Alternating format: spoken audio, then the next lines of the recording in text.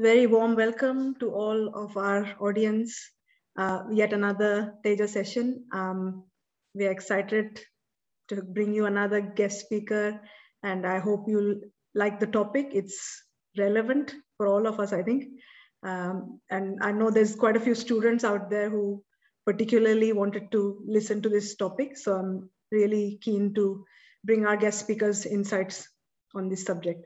So before I introduce the guest speaker, I will just give you a brief introduction. And for those of you who are attending for the first time, welcome to Teja's webinar series. Teja was born in COVID times, so it's a good product of the difficult situation we had last year. Jayanti and I are very proud that we kept this platform running for more than a year now. We have free sessions every month, sometimes twice a month. We do workshops as well on goal setting and different topics that even our audiences suggest. So it's been great so far, and we love the collaboration. And I think we ourselves love so much that we learn when we research a subject or when we hear from the subject matter experts. I'll let Jayanti talk a bit about Teja and herself quickly. Jayanti. Yes, Kalyani, thank you so much.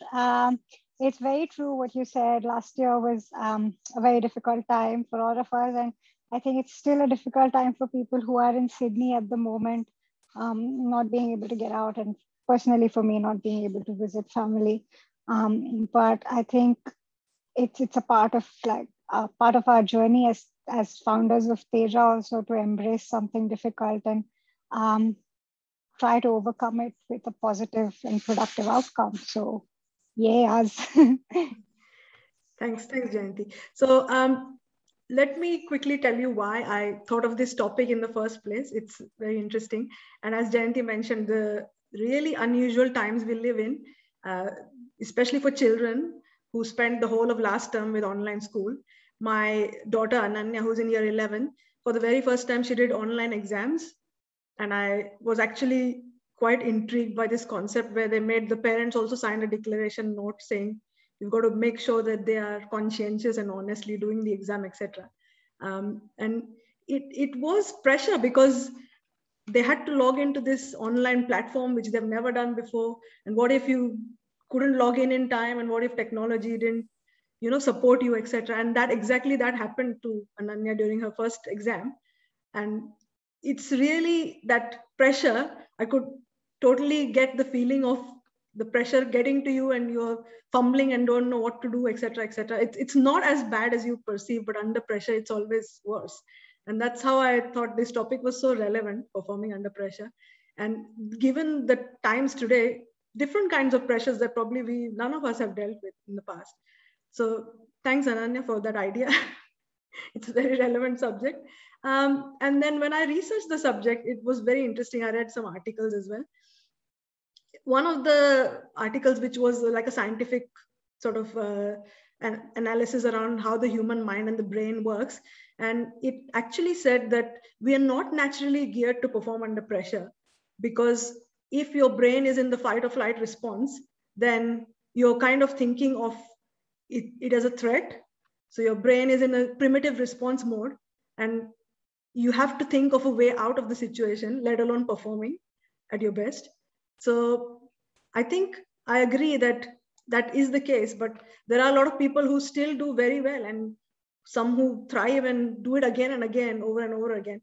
And that's exactly what we're going to find out today.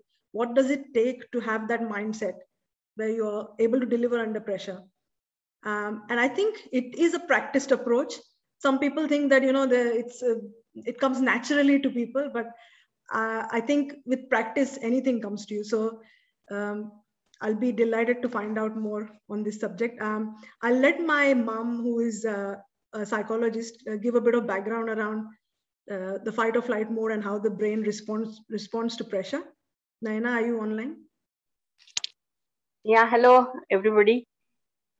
Yeah, as Kalyani very rightly, she has researched and told us about how the brain functions in the flight or fight mode. And then it goes to the very primitive level. But also there are lots of psychological research is happening on this, because it's a concern for everybody. Like, and everybody goes through pressure some point or the other. However, pressure is built due to different reasons or different perspectives people have. So and pressure is like, you don't like any emotion, we don't call pressure as anything negative by itself, because the relationship between pressure and performance is inverse u. So it is like, some pressure is very much required and very much positive to go into action. Otherwise, it's, yeah, I mean, from a laid back position to a efficient position, some pressure is required. We all remember that during exam time, just before the exam, our capacity to keep information and capacity to remember things, it increases a lot. And then what we can do in, say, 10 days might be that we have not done in 10 months. So it is that pressure also helps us reaching that goal faster or bringing in efficiency. But when it reaches plateau, from there, the performance will have negative impact of pressure. It will stop dropping down. So it's a inverse u kind of relationship. So that is why it is important to know where we are reaching, when we are reaching the plateau, what is good pressure and what is not so good pressure, what is useful, functional, and what is dysfunctional. And another aspect of pressure in psychological terms, it is important to know what is the reason, what is pressurizing me, whether it is time, whether it is fear, whether it is what people will say, whether it is, so all, if I understand what is pressurizing me, then it is easier to deal with it. Over to you, Kalyani. We are eager to hear from the guest speaker. Yes, thank you so much, Naina. Yes, and I think it's great you said all those things, the good versus bad stress, etc. We will be asking those questions as well. So let's move on, and let me introduce you to our guest speaker. I'm really excited to have you, Prajakti. So Prajakti has got 20 years of experience in banking and finance, and she's responsible for a multi-billion-dollar global lending product portfolio at one of Australia's leading banks. She's a chartered accountant by training, and she's a mom of 2 teenagers, and she enjoys traveling, bushwalking, walking along the coast, and meeting friends and family, and cooking. So, and I can say that looking at her social media, I always feel like she's always coming up with something interesting. Um, so welcome, Prajakti. So lovely to interact with you. Being in Sydney, I haven't seen you for months, but it's good to see you here. Thank you. Thank you for having me. So as you know, it's just going to be a candid chat. And of course, if you can share personal experiences or examples from your own life, I think that's really valuable to all the people who are listening today. Let's go to the questions. So I'll ask questions and Jayanti can ask alternate questions as well. Let me ask you the first question. So we talked about pressure and whether it comes naturally or doesn't or whatever, but I think most people will practice for an important event in their life, right? If they have like a job interview or they're doing a presentation or exams. I know there's a few students here, so everyone knows that something big is coming up. We all rehearse, we all practice in different capacities. And sometimes people always tend to say that, oh, the nerves get the better of me, or I'm just not good at dealing with stressful situations, even though they have prepared. So what do you think is a good way to handle the pressure and to be able to deliver a good performance? Sure. First, thank you for having me. I'm really excited to be part of this platform today. And to start with the first question, I think that's a really good basic foundational question to start with, because where does the pressure come from and why do we take the pressure? As Naina rightly said in her words, what is it that's causing us the pressure? Is it a time factor? Is it a fear? Is it the worry about being judged by somebody else if the outcome is not exactly what is expected to be the right outcome? I was talking to my teenage daughter earlier because you had said there might be a few students on this call, and I have to say it's been a really long time since I have been a student. So I just wanted to make sure that I'm not totally out of touch with what really gets students worried. Lana and I were talking, and it's a number of things, right? And this is, I think, not just common to students, but even when you grow up and you're out there in the commercial world, practicing your profession or doing some philanthropic work or doing social work, or even looking after your own home as a homemaker. It's always about what are your own expectations of yourself, right? You start with that, and that you end up sometimes putting huge amounts of pressure on yourself depending upon what you set as your own expectations. Then, there are expectations from parents, from family, from friends, perhaps very well-meaning, but nevertheless, they add to the expectation and put a lot of pressure on you. I definitely feel growing up, and I grew up in India, and there was always a lot of talk about, being a doctor, being an engineer, being an architect, being a chartered accountant, being something, and that without realizing it, that's kind of playing in the background and adding to your pressure all the time. The other thing, and I think there are a few HSC students here on this call perhaps, and HSC is considered as like this major milestone exam, and that's very often considered as the be-all and the end-all of being able to choose the career of your choice, the course of study of your choice. And one thing I will say to anybody who's on the call, either in the capacity as a student or even as a parent of an HSC student, either today or in the future, is and this is, by the way, I'm stealing my daughter's words here, but I think they make a lot of sense. But what I think she said to me is that, Mom, it is not the only way to get to your goals. And I agree totally with her. It is probably the most time efficient way to get to your study course. But luckily, today's generation has got a lot of different opportunities. And I can tell you, somebody who I know very closely, a very dear friend of mine, did her HSC, tried to get into medical school. Unfortunately, about 3 times did not get into medical school, ended up doing her bachelor's and master's in psychology with honors. And then thereafter, at the 4th attempt, has gone to medical school, has completed her degree, is now studying to do her postgraduate in anesthetics. So what I mean is that the pressure, especially for the students out there, I'm not saying don't work hard for your HSC. What I'm saying is that that's not the be all and end all. And that will be true of many things in life. Don't think that there is this one opportunity, and if I lose it, I'm not going to get from point A to point B if point B is my destination. So remember that there will always be other ways to get there. And so try and be kind to yourself and reduce some of your pressure as well. And last but not the least, your performance or the outcome of a piece of effort cannot be your measurement of your self-worth. That's very, very important. You can't rely on HSC marks being a validation of your credibility or of your value as a person.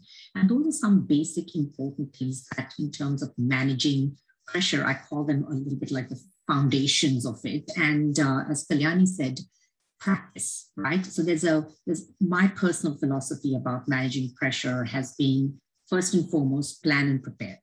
So most of the times, I would say 85 to 90% of the times, you will know about an important exam that's coming up, a presentation that you have to make, an interview that you may have to attend for a job position that you are going after, or it could be a major project that you have to deliver. Any of these, right?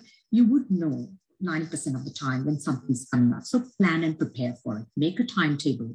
And depending upon how important or complex that outcome or that piece of work is, your plan needs to be more detailed.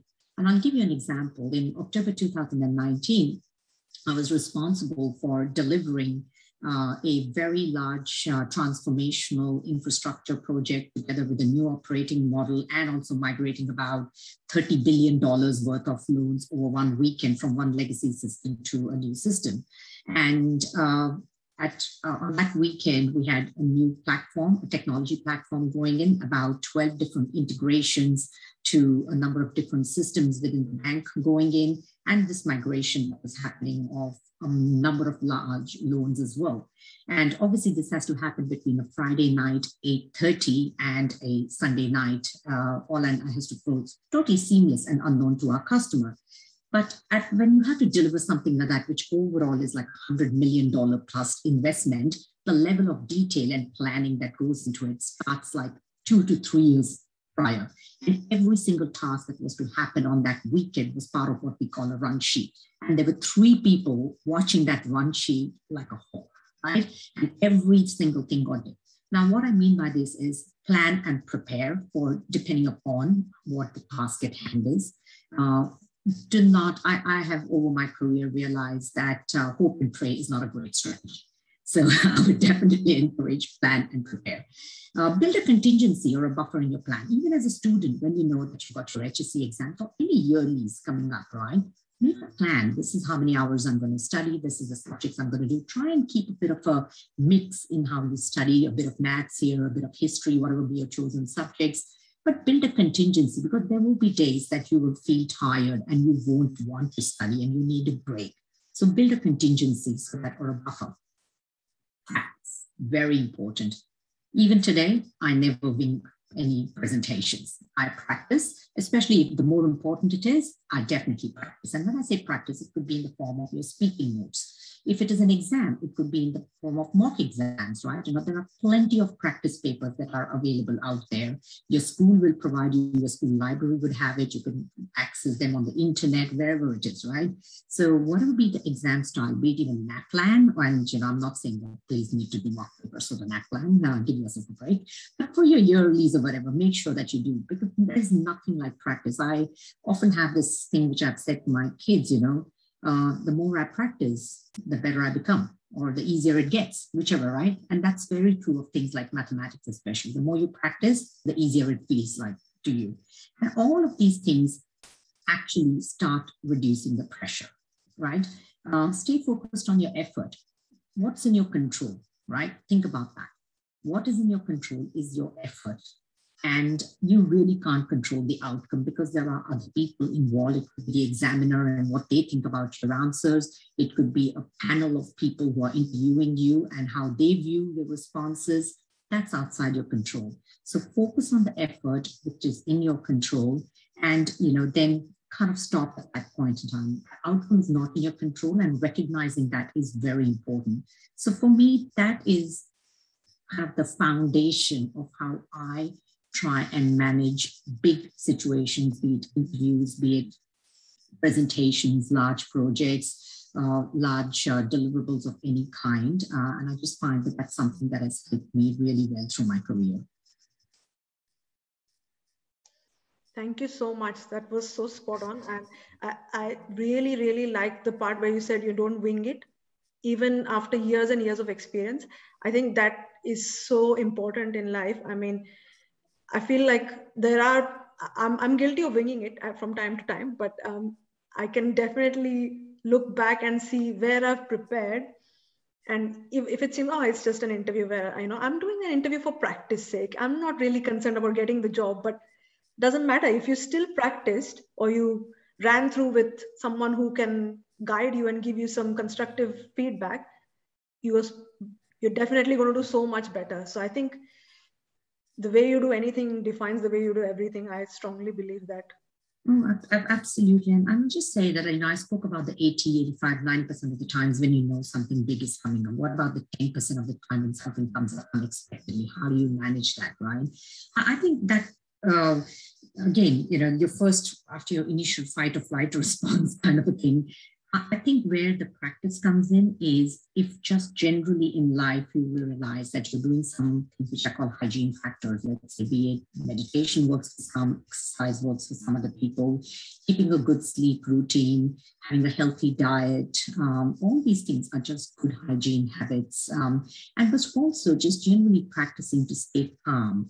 That takes a lot of practice. It's not something that just comes naturally, perhaps to some people, but I would say the majority of the people need to work on it. So in order to manage those 10 to 15% that is always an unexpected requirement. I think for that, you do need a bit of a practice and a process which comes over time.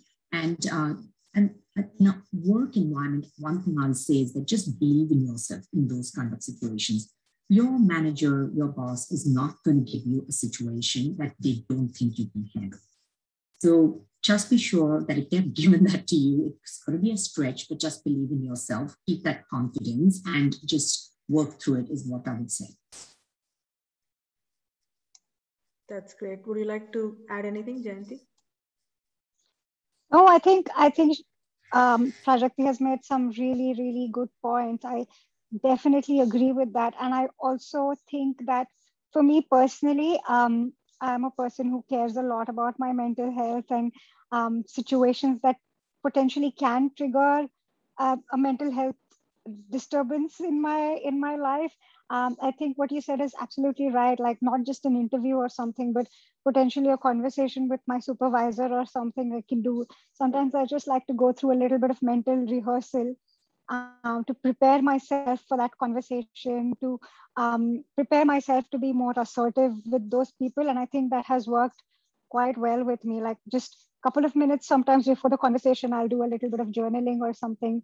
And that just helps me to have like feel more grounded and be more assertive. Great. Thank you. Thanks, Jayanti. That's preparing for a difficult conversation or preparing for, anything. And as Prajakti said, also the groundwork, the foundation that you're building, if you are generally looking after your own self, doing some self-care, self-love, meditating, exercising, and it's already going to improve your confidence levels. So when that unexpected thing comes in, if you're working on your confidence and it's there, you can do it. So thank you so much. I will move to the next question and I'll ask Jayanti if she wants to ask the question. Yeah, I think it's a really good question, which is what if things don't work when we perform under pressure? And this question kind of reminds me of a Bollywood movie. I don't know if any of you have seen it, which is I can't remember the name. Maybe someone will remember in the audience. It was a coincidence, like funny enough. I'm saying it as a funny thing, but it's actually quite dark. It stars Sushant Singh Rajput, who died by suicide earlier, like last year, I think. So he stars in this movie where his son is preparing for HSC exams, something like that, and it's about how pressurized the son is. And the son tries to jump off the window or something when he doesn't get into the desired college, like an IIT or something. And there is a dialogue in which Sushant Singh Rajput says, I told him so many things about what we would potentially do if he makes it in, if he gets so and so rank, and when he makes it, because he was always so focused on the positive aspects of it. But he said, I never ever had this conversation with him about what we would do if he didn't make it, So it's always, I like the idea of being focused on the positive, but you having that acceptance that it may not happen, like what Prajakti said very accurately, that the outcome is often not in our hands, and sometimes unforeseen things may happen that we had not anticipated. So what do we do when we cannot perform under pressure? It's a very good question, and look, it is going to happen to some of us or all of us at some point in time or the other. So the first thing I'll say is be kind to yourself. If you find yourself in a situation where you had a job interview, you didn't get the job, or you presented a proposal for investment at work and that got declined, or you took an exam and you did not get the desired HR or whatever it may be, right? Just be kind to yourself. And if you're a support person to somebody, it's your job to be kind to them and help them first understand that it's not the be all and the end all, right? So start with that is my first thing. Once you've been through that initial, you've jumped over that hoop, crossed that hump, I guess. The next thing is to sit down and reflect. Reflection is very underutilized. It's very underappreciated. It's something that I have personally started doing only in the last few years, and I think I have learned a lot from that. And what I mean by reflection is that you need to sit down and you need to be very honest. You need to be objective, and you need to sit down and work out what happened in that circumstance and what could be the reasons why the desired outcome was not achieved. Look, it could be sometimes as simple as you become aware through the feedback in the recruitment process that there were other candidates who were just a lot more qualified than you are, right? As this goes back to the point of not everything is in your control. But also remembering that if you're honest with yourself, you will more than likely come up with something in that planning and prep that perhaps was not good enough or could be uplifted a few notches in order to then achieve the desired outcome the next time round.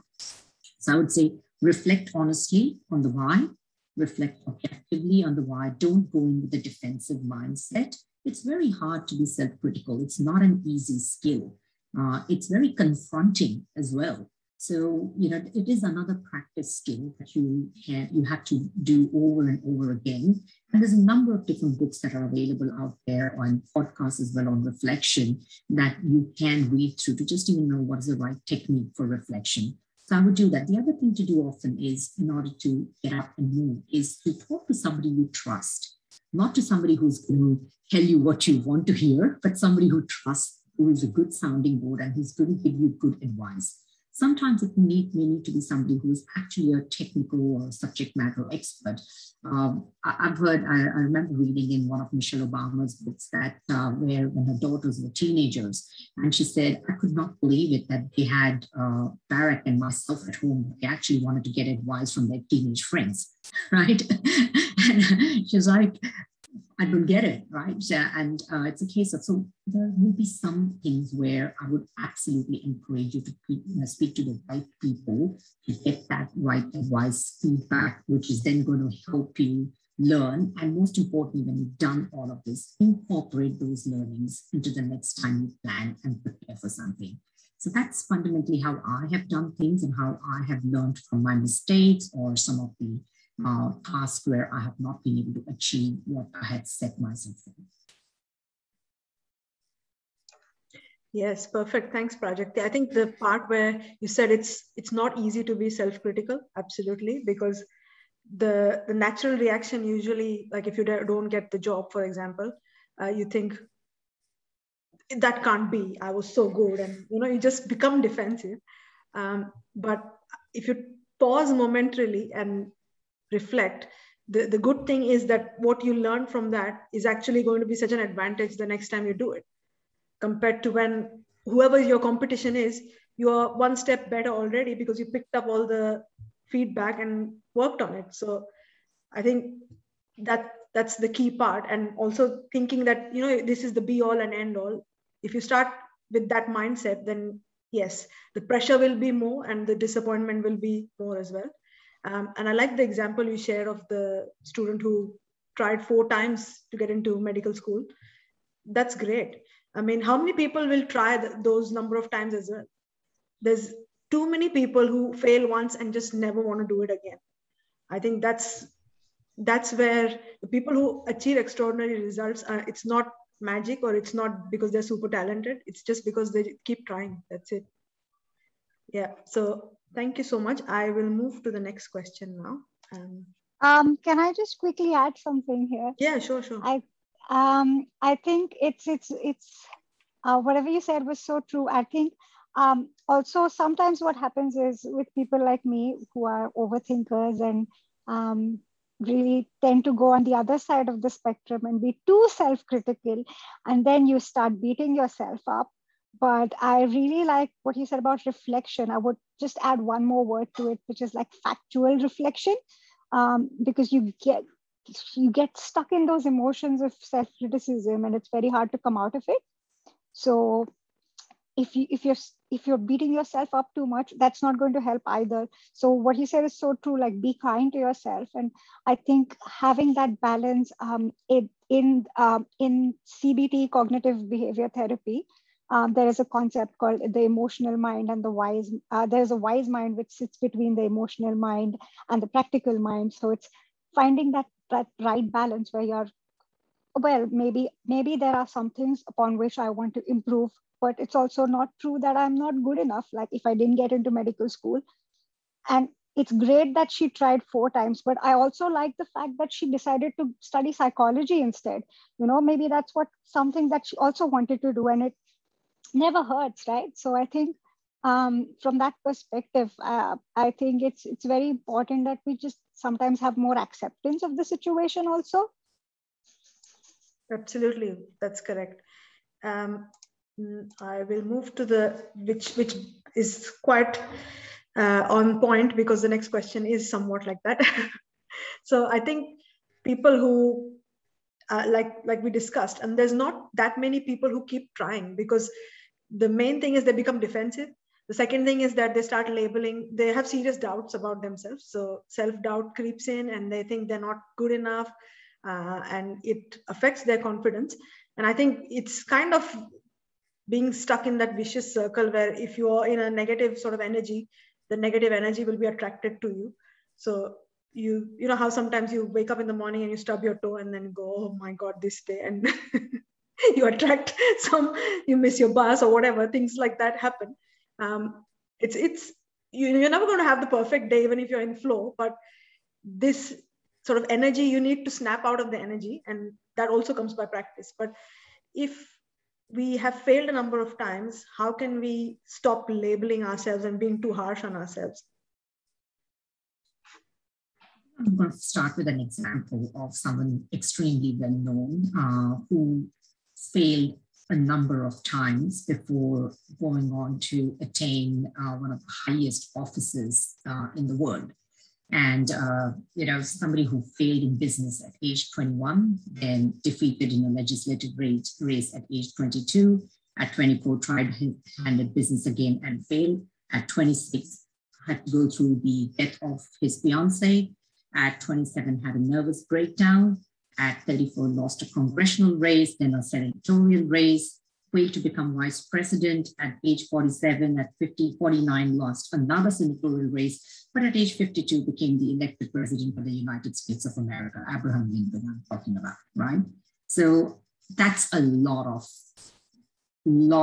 failures to overcome to attain one of the highest offices in the world, right? So again, it goes back to perseverance, and there is the piece about being able to differentiate your failure from yourself. That's, I think, extremely important, that you don't get to the point where, again, as I said earlier, your self-worth, your value as a person, your credibility in your own eyes, you can't associate that with those outcomes. That's not the only measure of all these three factors, because if you start doing that, you are going to lose confidence and you are going to lose your self-esteem. And those are two things that we want to retain, right? So one of the things that I have often done, or I have even said to people I mentor at work, or even to my own children, is if you find yourself in a situation where you feel that, oh, I'm not really being good at something, or I'm not great, take a piece of paper and write down things, right? What is it that you're good at? What is it that you're finding yourself that you need to develop? And what are some of the things you outright know that you are really bad at, right? Or so take a piece of, often just putting those things on paper makes such a difference. You actually have to think through things, you have to process them, you have to put it down on a paper, and it actually comes to life as a result. Whereas often if it's right there, you're kind of just churning that same emotion again and again and again and again, and it's like a spiral, right? You don't want to get stuck in that vortex. So I absolutely encourage people to write it down on a piece of paper, look at it, and more often than not, people realize that I actually have 70% things which are in my strengths that I do really well. Maybe it's about 20% where I need more development, and there's only 10% that is really, really bad. And that's okay, right? It's no one here is perfect. Let's be very clear about that. So that's one of the techniques I have used, even myself and with others, to help them get out of this potential rut that they could get stuck in, which could be related to their confidence, self-esteem, their self-worth, self-value that they attach. The other thing is then, if you have consistently not been able to do well at a particular thing, actually try a different approach. And for that, be open to feedback. Receiving feedback is a gift. I often say to people when I give feedback that, look, if I am a very busy person, and if I'm giving you feedback, it's because I care. So receiving feedback is truly a gift. Take it with an open mind and incorporate the learnings into your plan. And I found that that has helped a lot. And last but not the least, maybe a part of it is that perhaps this is not an area of work that is suited to my skill set. You know, I'm smart, I'm hardworking, all of that, but there could be some nuances over there. And I recently had this situation where somebody in my team, I have moved them into another part of the bank, and they're doing fabulously over there. So I knew that intrinsically this person was good, was hardworking, had all the right intent, but they were not suited to a role in my team, where in my space of the bank, there's a lot of gray, and it's not, everything's not black and white. There's a lot of gray that we work with. There's a lot of ambiguity and complexity we work with. And perhaps this person's technique of working was not suitable to that. And moving them to another part of the bank, which was more black and white in nature, has actually helped them get a promotion in the last 6 months. So that would be my other thing, is that think through all these possibilities and work with this in order to come out of a situation when, unfortunately, things have not gone as per plan on multiple occasions. Thanks, Prajakti. That's great. I really like the idea of putting things on paper, because, as you said, when it's here, very easy to, because when it's here, you're more focused on the emotion rather than the thought itself as well. And if the emotion is to start thinking about self-pity or whatever, that's not going to get you anywhere, but you will keep dwelling on the same emotion again and again. So as you said, writing it down, same, I think it's a very simple example is like gratitude journaling. If you feel like, oh, this lockdown is just annoying, and there's lots of negativity around, and there's so much bad news, but there is definitely every single day something to be thankful. And if you write down just every morning 3 things that you're thankful, and you look at it in the past month or 2 months, you will be surprised at how lucky you are compared to so many other people in the world. So I think, and as Jayanti mentioned earlier, journaling, putting things down really gives that clarity. So that's perfect. And also accepting that, you know, if someone is a doctor and someone is an accountant, the accountant can't say, okay, I'm going to do this surgery, because that's not their skill set, but they're doing superb in accounting because they're into numbers, they have the skill set, they have the practice, they have the experience. So it's something just like that. Not everyone is going to be great at sport or music or whatever, but absolutely there will be a lot more strengths that you think you have when you write them down, and you can build on those strengths. You don't have to be good at everything, because later in life, when you fine tune or when you're in a career, you are specializing. So obviously you're working on the skills that you are good at. And if you're working in an area that you're passionate about, even better. I think a lot of people who are not happy with their work, Jayanti and I have talked about this before, finding your passion. And if you can work in the area that you're passionate about, then that's it. It doesn't feel like work anymore. No, I totally agree. My husband often says this. He says, I enjoy my work so much that it actually doesn't feel like a job to me.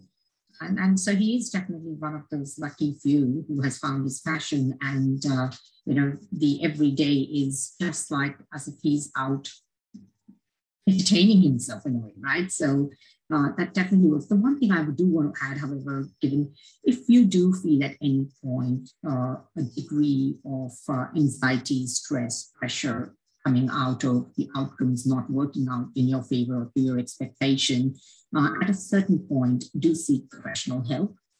There is help available. And I think that's very important that you seek professional help. And there is no stigma to that. There is nothing adverse about it. Again, I can definitely tell you of at least 4 or 5 people who I know extremely closely in the roles of chief risk officers, which are fairly senior roles, fairly intense roles in the organization, who have, when thrown in the midst of large roles earlier in their career, have actually struggled with things, but have made sure, and I know that's not necessarily directly related to your question, but I think it's an important thing to mention, because it's that stress piece or the pressure piece can turn negative very quickly. And it's important that we, if you know, at that point, it's the right thing to intervene and get the right professional help as well. And I really want to appreciate 2 points that are so relevant, Prajakti, you mentioned. One of them being that if you have not had success, in spite of putting the effort or whatever, you have to detach yourself. That's an outcome. You are not the outcome. I think that's so important. And very, very often we forget that. And that's the reason why the labeling and the low self-esteem creeps in. I think that's really important. And the other thing that you mentioned was that feedback is a gift. Not everyone can receive it well. And I agree that feedback can come from people who might be jealous of you as well. But hey, I mean, if someone comments about you're trying to lose weight, for example, this is a very hypothetical example, and if someone says, oh, it's not really working or whatever, sort of tongue in cheek, but if that kind of motivates me and I think, okay, wait, let me try something else, and eventually I end up being fit, who is to benefit? Me. So I think it totally depends on the feedback, how you tweak it in your favor. The first reaction always is going to be emotional and you're not going to like it. And if someone who is giving it from genuine care, then absolutely you should take it, because how many people really care about giving you genuine feedback that will help you improve? So very well said. I think those 2 points are great. And we've had some discussion in the chat as well about our audience liking that point. There's another question about peer pressure. So that's a different kind of pressure, but we'll talk about that once we finish the questions. So let me move on to the next question. Jayanti, do you want to ask that one? Yes. So yeah, I think we have spoken about this subject before on Teja as well, about and like what Naina said, it's an inverted U curve. Is that what you said? So it says that, is it said that good stress helps us? But too much stress is not good. Like what she said, it probably tips to a certain optimal level. And then when it goes beyond that, it's not going to help us. So maybe you've had some experiences where you kind of channel the stress to keep yourself forward and try to not let the bad stress affect you.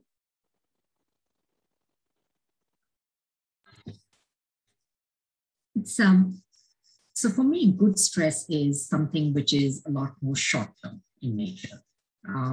And what I mean by that is, let's say I've been promoted into a new job, or it could be even a lateral move, but it's into a new job. So I've got this excitement of learning a new skill, working with a new team. It's stressful because this is a new area for me. So I'm a bit outside my comfort zone, or trying to learn something new, especially at my age. So it can be a bit stressful, but that to me is a good stress. And that's a positive stress, because it's exciting. And I use that stress as an excitement to achieve something else, to add to my toolkit, because I've got skills A, B, C, D already, and I'm going to acquire a new skill E, which might get me some kind of a job in the future, or a new opportunity to do an incredible project that's going to provide some fantastic outcomes and results for the shareholders, customers, whatever, right? So that to me is a good stress. And I have used that. I had an opportunity about 10 years ago when sustainability was something which was still rather new as a concept. Now you hear about sustainability everywhere, but probably even more than 10 years ago, I had the opportunity to launch one of the first green fleet projects in Australia and work actively. So for me, it was a massive stretch because I was doing that on top of my existing job. But it was a positive, good stress, because I knew it was a 4-month assignment and I was going to get that done in the 4 months, learn something really exciting and new. So that would be an example of a good stress. And on the a personal front, good stresses can be when you bought a house and you're excited about moving and, renovating and relocating. It does cause stress. There's nothing, I think Kalyani and her husband, Sachin, have been trying to help me get my renovations done for about 2 years now. And it's nothing to do with them, it's me. I'm hopeless. I would rather make a $20 million decision at work as opposed to trying to make a decision about $2,000 on the time, right? So, but everybody manages different stresses differently. But so there's that is my short-term good stress, which really propels me and helps me learn something new. But too much stress to me, or too much pressure, does start becoming a negative force. And we have to be careful that even when we talk about good stress, which comes in spurts and, in the form of small opportunities, having that as well back to back is potentially not sustainable. So be mindful of that as well. So that's something I'll definitely call out, because everybody has a degree of resilience in them. Everybody has a capacity to work in them. So be aware, be very self-aware of what that is for you and manage accordingly. And don't ever be afraid to have a conversation about unreasonable time pressures or about unmanageable workloads. It's very important. Don't be afraid to have that. That's part of self-care. It's part of it that relates to courage to speak up. And these are the values that every organization should be encouraging. And if it doesn't, I think having the open conversation with your manager is important. The reality is, if that is a concern, unreasonable time pressure or unmanageable workload, which is going to lead to that bad stress, as we would call it, you need to have that conversation, because if you don't succeed, your manager is not going to succeed either, right? So they will appreciate, they may initially resist it, but eventually they'll appreciate it. So to me, from a bad stress or a too much stress or a negative piece, the way I have managed it so that it doesn't lead to burnout, exhaustion, anxiety, or any of those really complex situations is about, again, as a plan and prepare. So to the extent I can plan and prepare, making sure that you have clarity on what is required of you. And I, by the way, follow this even in every team meeting, even today, that I replayed back to my direct reports, be clear on what it is that you're delivering and what do you need from me, right? So that helps, because that kind of helps you get to that situation where you get to the bad stress, you get to the time pressures. The other thing is communication. Very, very important. I cannot stress enough how to avoid bad stress or how to avoid stressful situations is having an open, honest, transparent communication with your manager and any stakeholder. So if you're running a massive project, make sure that you're having that stakeholder discussion because nobody likes surprises, good or bad, to be perfectly honest.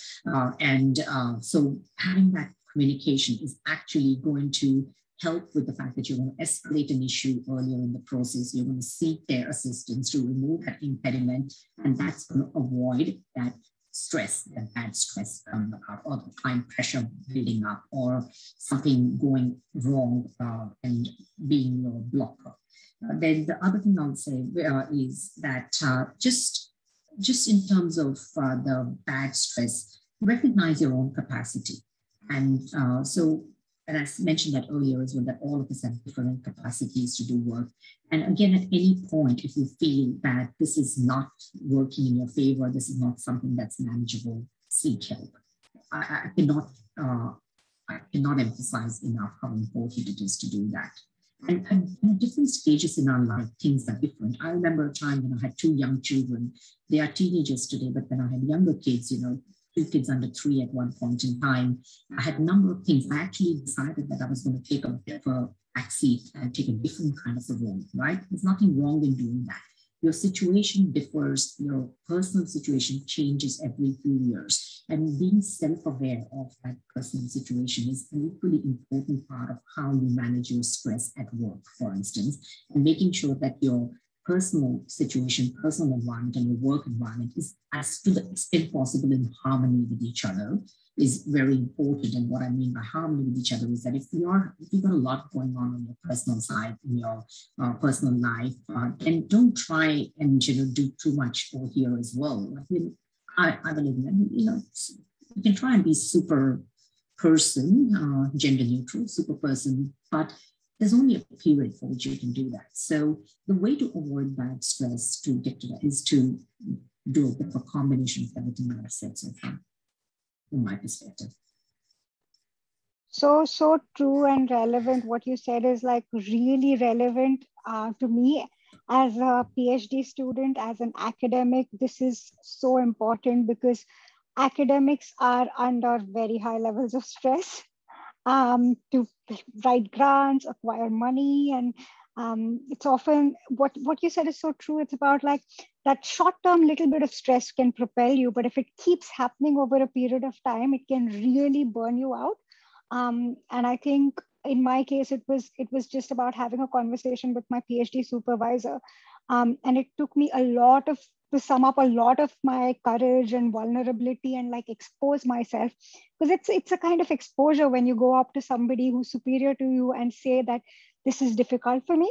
It almost feels like you're putting yourself down, but it's not, because you're just asking for what you need, because you cannot do a really good job. And as you said, your manager or your supervisor is only going to get like the benefits of your performance when you perform and when you're not burning out. So I think that is really, really, as hard as it is, it was a very, very important milestone in my PhD to have that conversation with him and say, hey, I'm really struggling with too many projects and too much to do. Can we cut some things off and like prioritize some things? And otherwise, I'm not going to be able to finish this.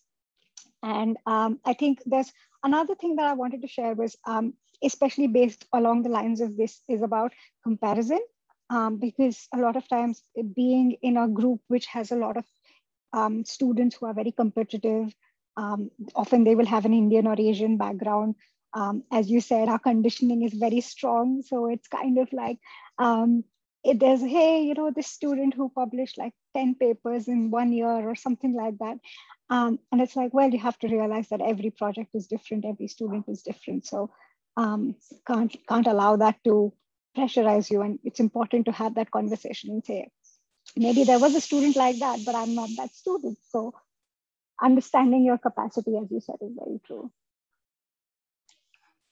That's true. That's true. And I think accepting, because sometimes you're juggling so much, like Prajakti rightly said, when she had her kids were younger, you can't be this super person. And if you set these expectations from yourself, I mean, I remember if I had a new job, new role, and my kids were still younger, and I'm expecting to, you know, perform to this level, but then I'm neglecting my children, then it's a struggle every time you wrap up the day and you think, oh, I'm not good enough. And that piles on. So it's better to then pull the plug sometimes and say, I'm only going to do this.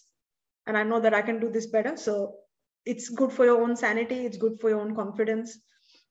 And I think eventually it's good for people around you as well, because when, you know, your family is relying on you at different stages of life in different ways. So you have to be able to balance that out as well, I think, which is important. And I think in terms of pressure, like both of you said, it's when it's in smaller proportions or it's something new and something you're learning out of it, then yes, it'll propel you. But there is pressure for like a big thing, like HSC exams, for example. So you know you're preparing, and this is the pressure point where you're sitting that test, and it all depends on the outcome of that.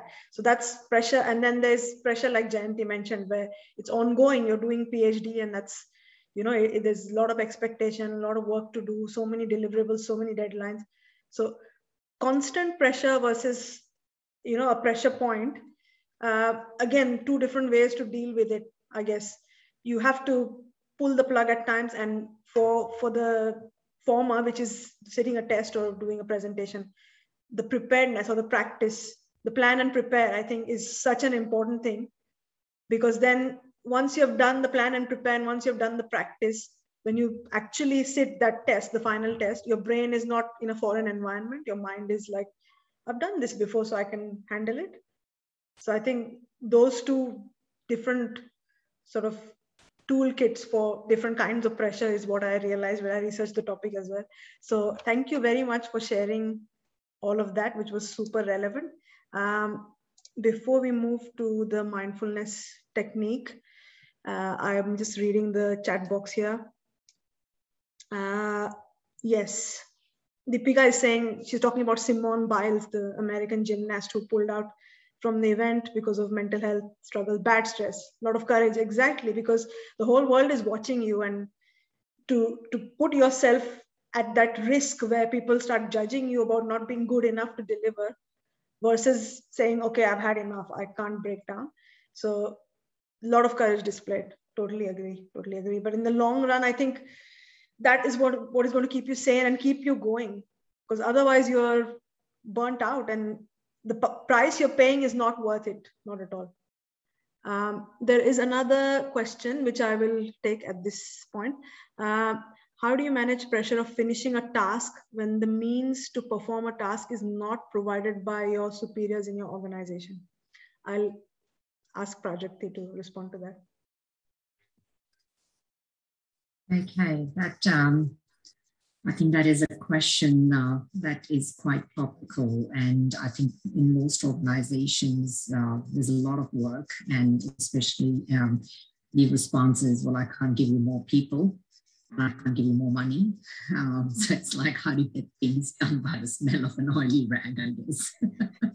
That's the story of my life, I feel, right? Okay, but, look, it's prioritization is one. So I'll definitely say that. So as I said earlier, a personal capacity and then team capacity. So in my team, I know that there are specific people, specific skill sets, and that's the capacity of the team. Nobody can work 24/7, right? So if the organization is not providing the right means, but something needs to be done, then something else has to give way. And I'm pretty clear about that when I manage my team. And the thing is, like, so we have very open prioritization dialogues, and it's just impossible to fit in everything within the capacity that exists in your team without killing people, honestly, right? And they're not going to do that. So it's a case of if something else, so if you have to rob Peter to pay Paul, then unfortunately, Peter's going to have to wait for Peter's turn. So that's what pretty much happens. So prioritization or reprioritization in this case is one of the first things I will apply in order to get things done.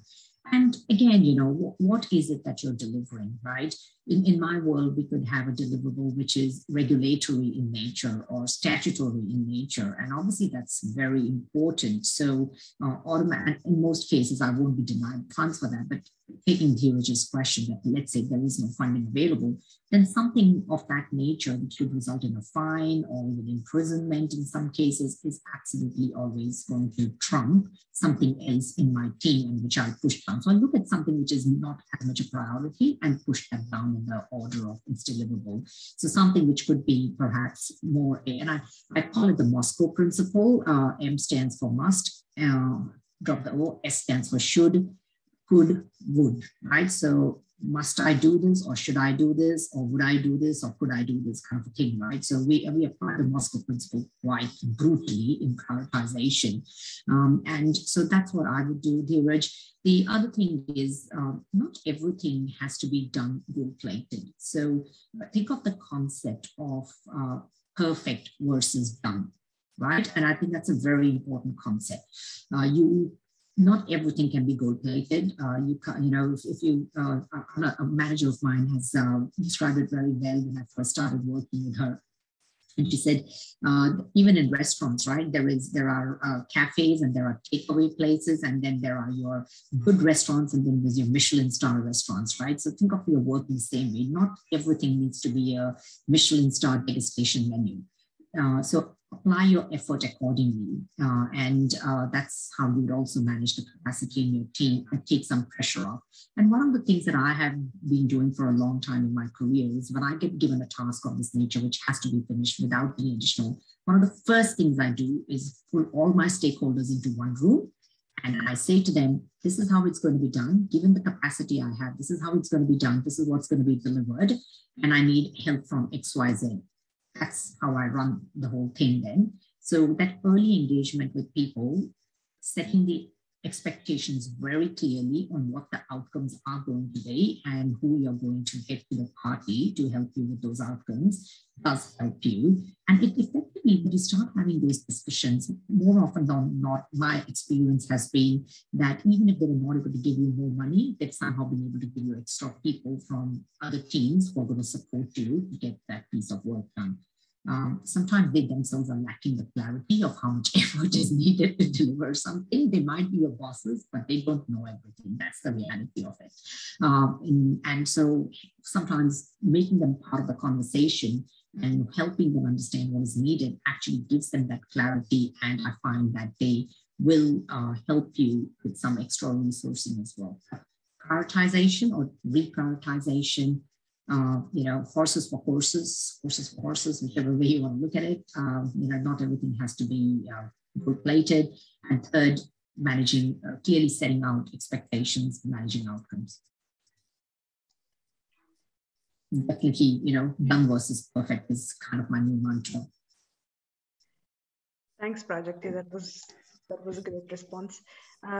I'm just mindful of the time, so we will move on to the mindfulness technique, which Naina is going to take you through. So it's just one more thing to add to your toolkit just before sitting that important test or the job interview or whatever next pressure point you're going to have. The more tools you have in your toolkit, the better off you are. So let's go ahead and do the mindfulness exercise. Thank you, Kalyani. I would, before I take you through this, I would just, I wanted to reflect on 2-3 things which Prajakti talked about, Jayanti talked about. So reflection, which she mentioned about, which is very important in, getting all your pressure experiences as learning experiences.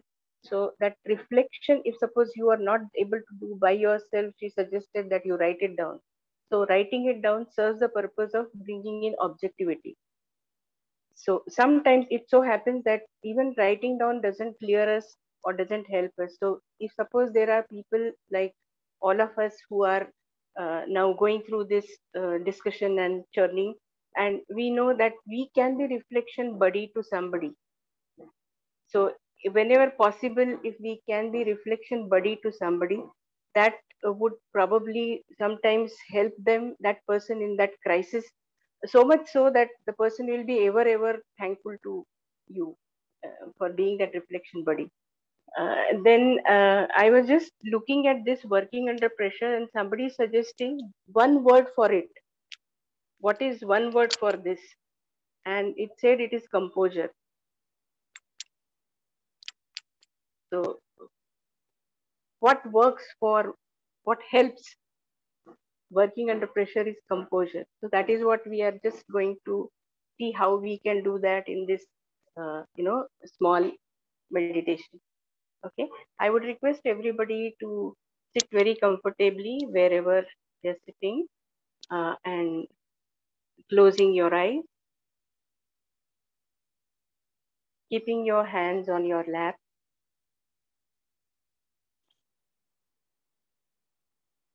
keeping the hands on your thigh.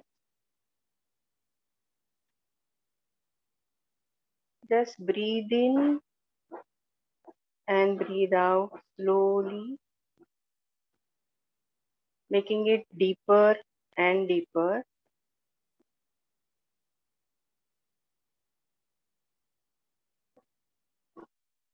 Just being with your inhaling and exhaling.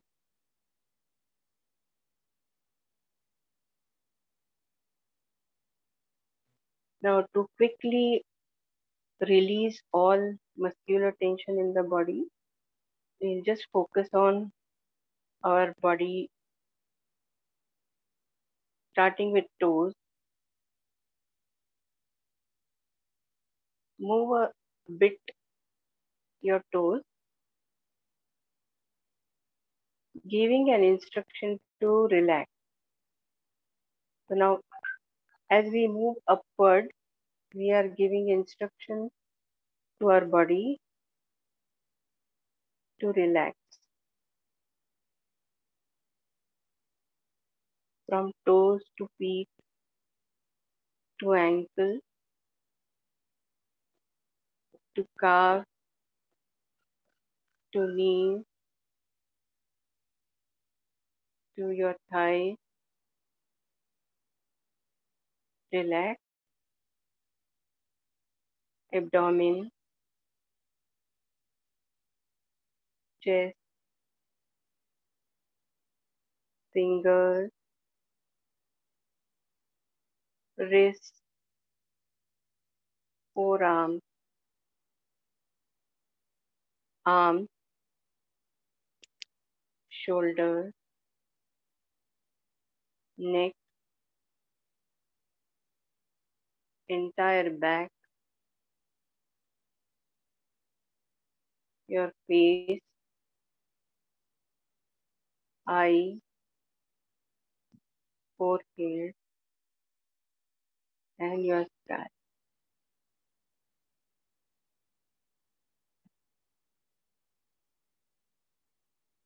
With the muscular relaxation, now you are feeling more comfortable, peaceful, deeper breathing makes you further relax. In this relaxed position, I now recall a recent experience of mine while I was working under pressure.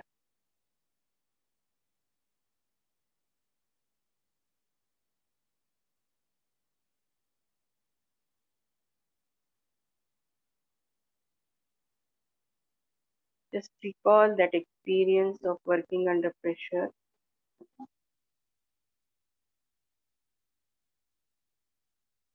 As you recall it,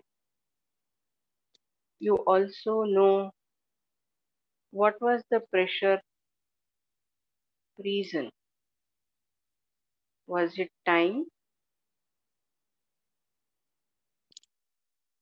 Was it anxiety to perform?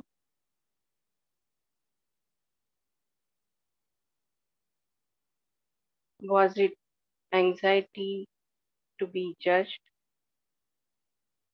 by others?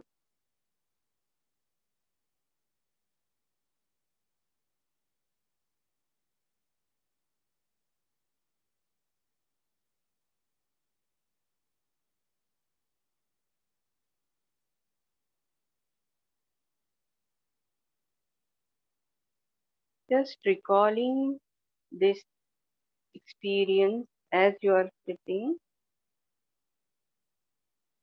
imagine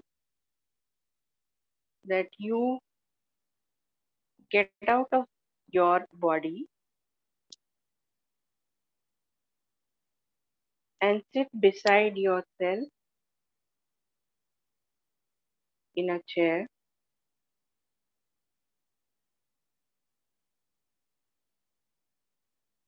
Now, looking at you under pressure, just take your own name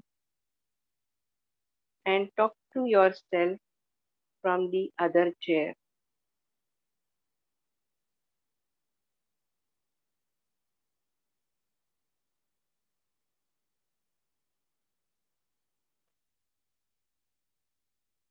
Very objectively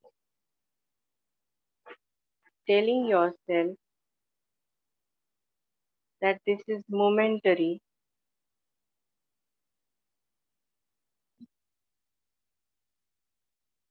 This will pass on.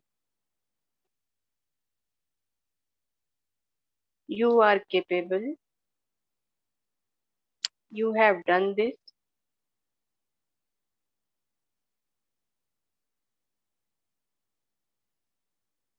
You can always do this.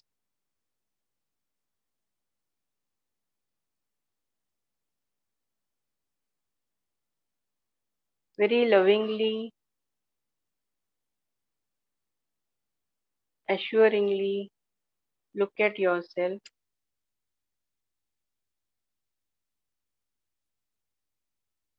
Get into yourself again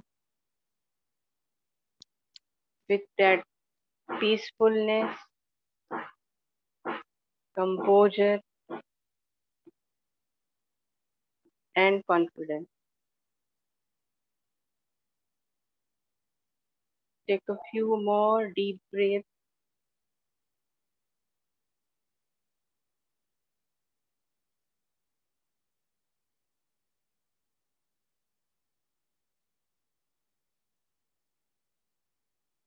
At the count of 5, slowly open your eyes. 1, 2, 3, 4. Slowly open your eyes. 5.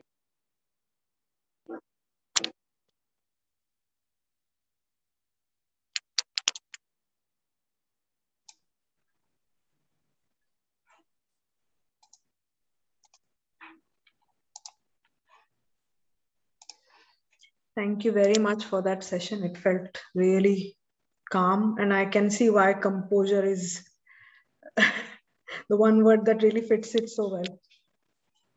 Right.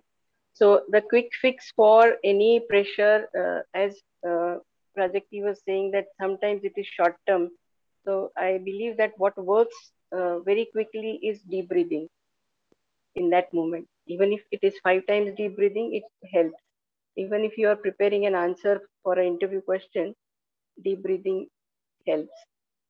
But to make it a way of life, I think meditation, regular practice of it will bring in that composure.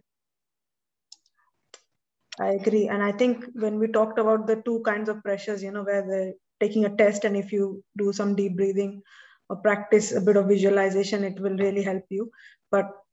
And also, as Prajakti said, the hygiene habits, if you have this where you're consistent with looking after yourself, maintaining your exercise regime, and including meditation daily, it really helps a lot, especially when the 10 to 15% uncertainty strikes. It's quite helpful.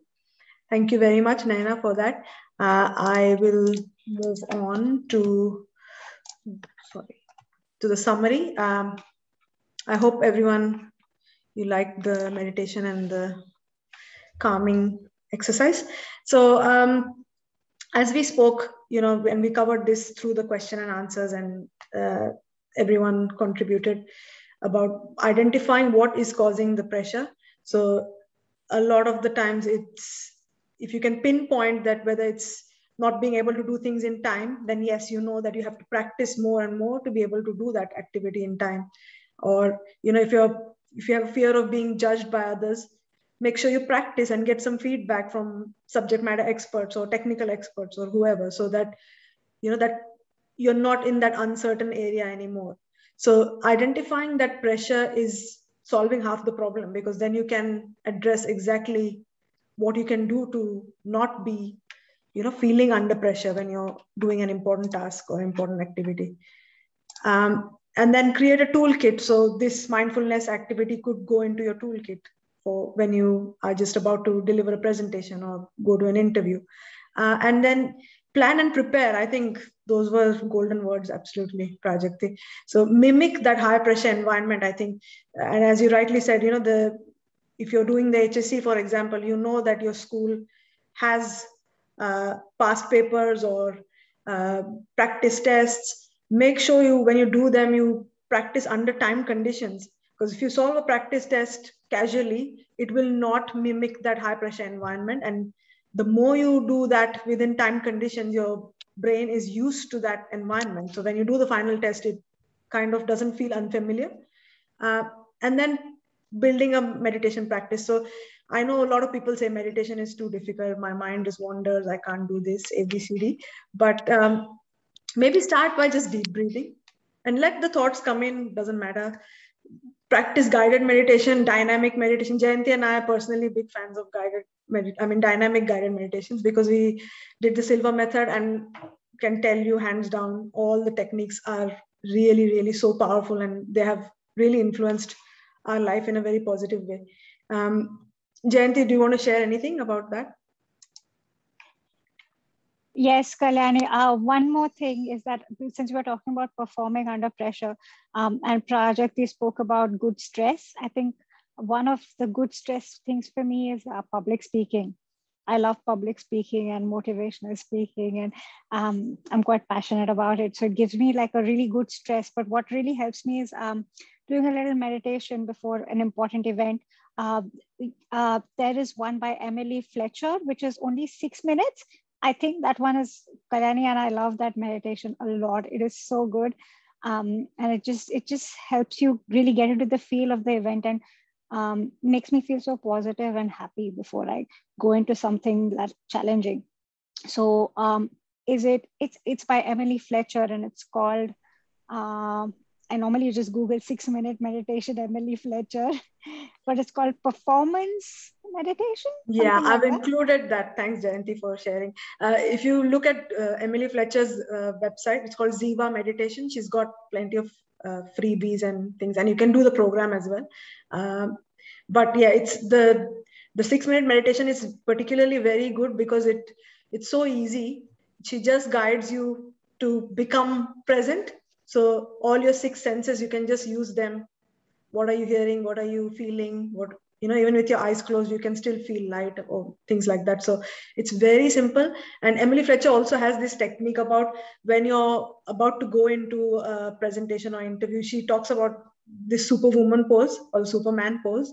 And there is a reason why, if that pose is triggering those hormones of power or confidence, self-esteem boost. So don't walk into the interview room like that, but behind the scenes, do practice that for a few seconds and you'll automatically be in that high confidence zone. That takes me to the media links. So it was very interesting when I researched the subject. I haven't read the books that I'm suggesting here. I read the blog post though, so please do read. And I would particularly say that the YouTube channel, the TED Talk on YouTube by Sian Lee Pellock. I don't know if I'm pronouncing her name correctly, but why we choke under pressure and how to avoid it. She's a cognitive scientist, and they studied, how the brain responds to different pressure situations, from sport to mathematics to different things. Very interesting. I will recommend highly that students. It's only like, I think it's about 8-9 minutes. Please view it, and you will get a lot of insights from it. And Emily Fletcher also has got this Mind Valley podcast about meditation for extraordinary performance. So I like Emily because she used to be a Broadway actress, and now she's a meditation teacher. She learned meditation in Rishikesh or somewhere in India, but she has customized the meditation practice to everyday Americans and people who they don't understand, they think they won't think it's woo woo or something that, oh, I don't know, it's not something that I'm kind of it's dynamic. And she talks about the importance of meditation whether you're a sports person or a performer or whatever, or a CEO. She talks about how it benefits performance in every area of life. She's given talks at Google, etc. So I think you can look up her talk at Google as well if you're interested. But she is an amazing speaker herself. So and the Silva method. So if anyone who's interested, our mentor Janine Shaka, she is the only Silva method trainer in Australia. She does a 4-day dynamic course, which is pretty full on, but it's very, very useful. Jayanti and I are big fans of Silva method. The Silva method also, the book itself also talks about the techniques for test taking.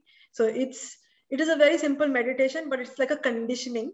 So the more you do that conditioning, it's as simple as bringing your 3 fingers together, and your body and mind just goes into that state, and you are able to perform very well. It comes by practice, but highly recommend Silva method as well. So I think that brings us to the close. And I just want to add that there's a really big library of past webinars now on our YouTube channel, and this session will also be recorded and added to our library. So for those who have missed, or if you'd like to share this session with friends, family, anyone who thinks that performing under pressure is a topic that they want to learn more about, please do so. we had time management and productivity, where we had guest speakers.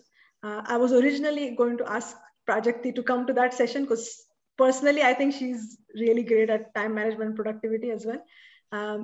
And she was busy at that time, but I really wanted her to speak to our audiences and to get her insights. So thank you so much for coming today. And do check out our past sessions. Do you want to say something, Prajakti? Thank you for having me. Really good questions, great additional information from both Jayanti, Naina, and yourself. For me, I think it's always a case of giving back. I have been fortunate enough to have a number of people in my personal and in my work life who have learned so much from. And if there is an opportunity to give back and share experience, knowledge, learnings, I'll always be happy to be a part of it. So thank you for the opportunity. Thanks, Prajakti. It was very valuable. And we'll love to have you again at another future session. So I always say to people, if you have any topics or any subjects in mind that you want to hear more about, we will be more than happy to collaborate with people and even put together panels, discussion, whatever is helpful. And that's our YouTube channel and Instagram. And if you want to write to us, that's our email address. Hopefully you enjoyed today's session, and we look forward to seeing you very soon in October with another brand new topic. In the meantime, listen to our past sessions and do share your comments and feedback. And thank you, Jayanti. Thank you, Naina, as well, for today's inputs. And thanks again, Prajakti. Thank you, everyone, for attending. Have a good night. And hopefully, in October, when we see you, we are not in lockdown anymore. Yes, and I hope to be in Sydney. Yes. Soon enough, yes. When the borders are open. Yes. Thank you, everyone. Thank you. See you.